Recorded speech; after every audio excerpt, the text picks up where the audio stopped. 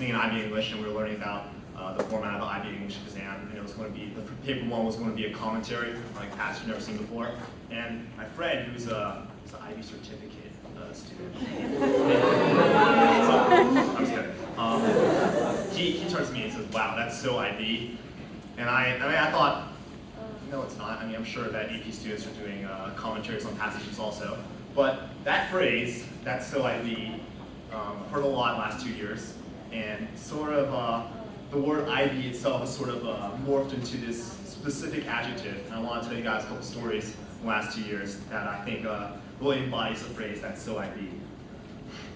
On the first week of school, junior year, Ms. Groneman walked into my IB physics class to just tell something simple to Mr. Jacobs. I don't know what it was, but unfortunately for Ms. Groneman, she came in right as Mr. Jacobs was going off about something to do with like the theory of relativity to us. And like someone had sparked a question, asked him a question, and he just went off on this complete rant trying to explain to us like these crazy things like simultaneity and the twin paradox. And all us first week physics students are looking at him like, I have no idea what he's talking about, but this is awesome, because he was so intense. And Ms. Groneman sat there for 30 minutes, unable to get her message across to Mr. Jacobs, because he was so enthralled with what he was saying.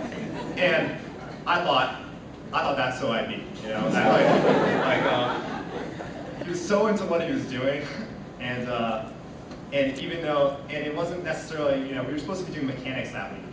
And he was talking to us about like Einstein, so he was completely deviating from like the way that I mean, we didn't know what physics was at that point. He was telling us about this crazy stuff. All right, so about a month ago, I turned on my turned the radio to NPR. Listening to NPR is also very IB. And I heard the broadcasters, they're giving a report on the new DSM-5, which is a psychological diagnostic criteria that's being released right about now. And also the report talked about some things about how the diagnosis is like there's not a lab test for things like depression or bulimia. And I was learning about this in psychology, and I was listening to the story, listening onwards, and I was thinking, okay, I want to listen to this story and bring in something from Mrs. Velocity to tell them that's interesting I learned. And all of it was old news to me. It was really cool, you know, like there's like this very informative program that was on National Public Radio, and I pretty much knew everything they were talking about, you know, and that's so IB to have such a worldly and relevant education that actually like you know it's relevant to the times, and it's applicable. And about a week ago, I sat down in the media center to take paper one of my IB higher level math exam, and during the reading time for the exam, which is where we're given about 5 minutes to read through the exam before we're allowed to make any marks, I realized I can answer about 30% of the questions maybe. And my prediction proved true. And that's so IB.